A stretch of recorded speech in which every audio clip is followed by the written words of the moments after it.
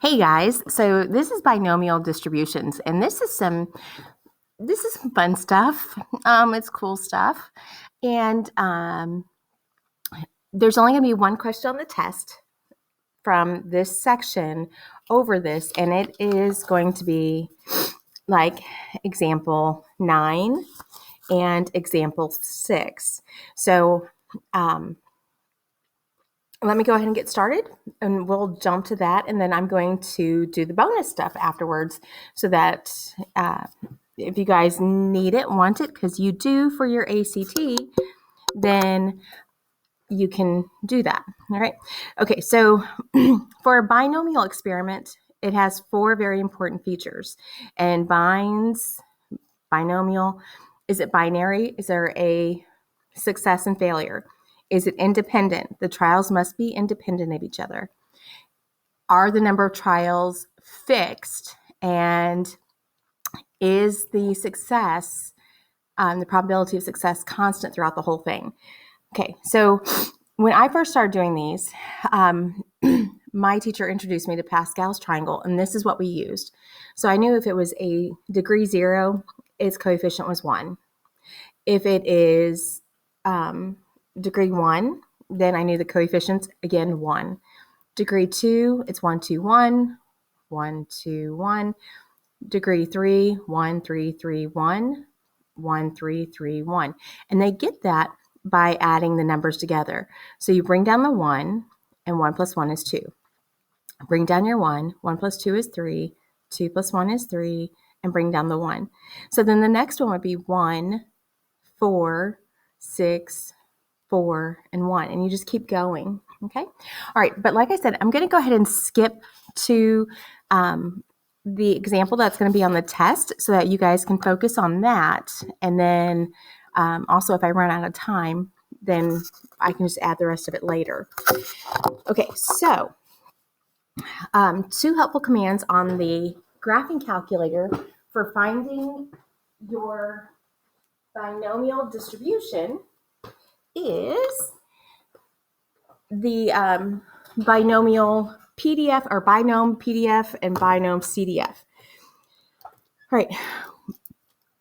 We use binom PDF when we are looking at something exactly. We want that exact probability. Okay, and then we use binom CDF to find the probability of something up to, including, at most, so it's going to include the number that's less than or equal to. So you would say, typically it's like up to is what I think you see. Let me take a look at this over here. No more than. Okay, so up to, no more than. And then we use the complement rule, which is going to be the opposite of this. We subtract this percentage, this probability from 1 to find out what it would be if that number is greater than that. So you have at least this many, or it's including it and going up. So that's where we're going to be. Okay, so then looking at this first example, a study shows that 50% of the families in a community watch television during dinner.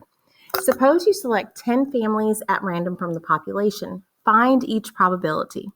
Okay, so the 50% is the probability. So we have the N is the number of families, the number of trials we have. 50% is your probability of success.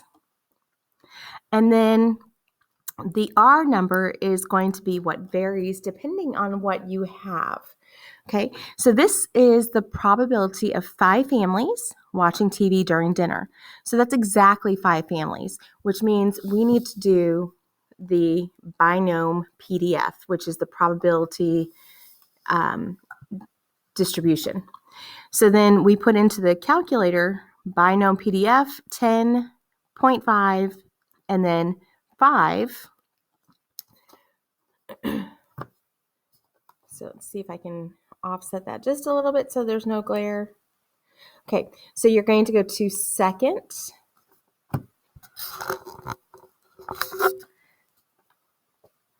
All right, so I did second and then variables. All right, and now you're going to arrow down until we find the PDF. You want the PDF and not the CDF. The CDF is for cumulative, so that's including, so that would be 1, 2, 3, 4, and 5. The PDF is just the precise, just the 5. So we want that one. And we had 10 to pick from. My comma is right above my 7, 0.5, comma, and it said 5 families. Hit enter, and so that's 0.246. So 0.246 is the same as about 24.6%. All right. Now this one, there's actually a typo here, so we're going to do this one. This one says at least 5 families watch TV during dinner. So if there are at least 5 families watching TV, then that means that there could be 5, there could be 6, there could be 7, there could be 8, there could be 9, and there could be 10. So you can find the probability for all of these and then add them together. Or when we're looking at that probability, we could look at the cumulative. We need the cumulative of 10, but I want to get rid of the 4. So if I find out what my cumulative of 4 is, I can subtract that, and that's going to leave me with the percentage I have here. Okay, so at least 5, when we have at least 5, then that means you take 1 from here, because I'm looking at the complement of 1 through 4. So we would have binomial CDF, right? And then my N is still 10, my P is still 0.8, but now the R I'm putting in is going to be 4 because I'm wanting to subtract that 4, whatever that percentage is, the opposite is what I have.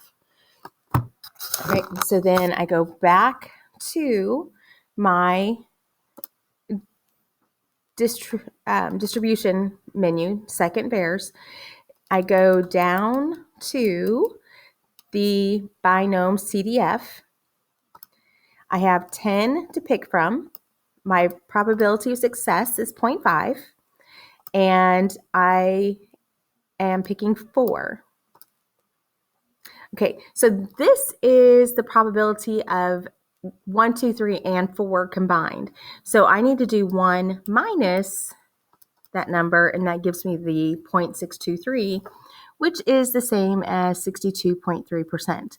And I know this number is right, but the number that was entered here was not correct because it's not that. So, okay, now let's take a look at example 9. All right, so we have a company ships bananas from Central America to the U.S. and guarantees that 80% of this fruit will be ripe within 4 days. Find each probability for a case containing 12 bunches of bananas. All right, so we have 12 bunches of bananas. The probability that they are going to be ripe is 80%. So I know N is 12, P is 0.8. The R is what's going to change. Now, I want to know what the probability of all 12, not everything, at least 12, but all 12. So that's an exact number.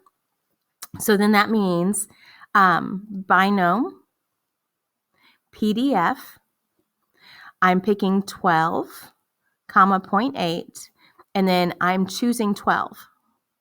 So I need to put that into my calculator, right? So second VARs, we're going down to the PDF, and I have 12, comma 0.8, comma 12. And that gives me 0.0687, which is approximately 6.9%. Okay, so this one says at least 10 bunches. So that's going to be 10, 11, and 12. Well, I have the 12 right there. So we could take this number and change that 12 to 11.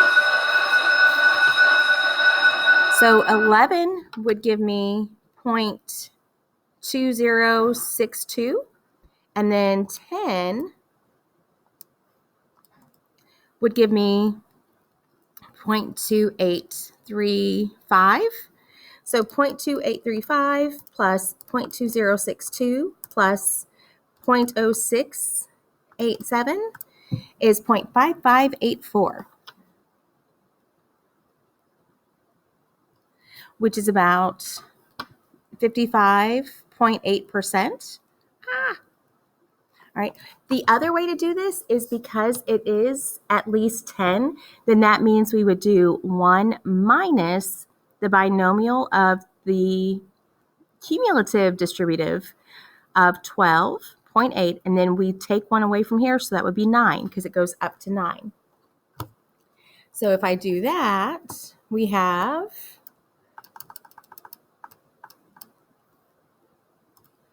I forgot to put 1 in front of 1 minus.